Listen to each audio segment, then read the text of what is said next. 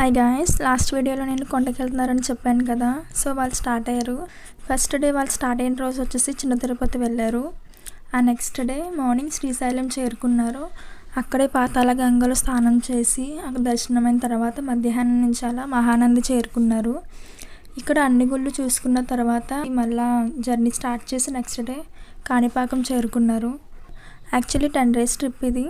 ఈ 10 days కూడా morning breakfast వాళ్ళే పెట్టేవారు అండ్ ఆఫ్టర్నూన్ లంచ్ కూడా అండ్ నైట్ డిన్నర్ మాత్రం బయట చేసేవారు వీళ్ళు, టిఫినే కాబట్టి.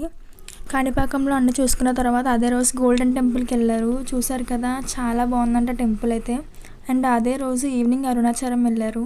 వాళ్ళు వెళ్ళిన టైంకి కరెక్ట్గా జ్యోతి కూడా వెలిగించారు. సో జ్యోతి దర్శనం కూడా చేసుకున్నారు. కొన్ని ప్లేసెస్లో అయితే పిక్స్ వీడియోస్ ఏమీ తీయడానికి అవ్వలేదు. సో నేను అవన్నీ గూగుల్లో చూసి పెట్టాను. అండ్ నెక్స్ట్ కేరళ రోడ్స్ అన్నీ స్టార్ట్ అయ్యాయి అంట వాళ్ళకి. నెక్స్ట్ డే 4th వాళ్ళు పళని వెళ్ళారు.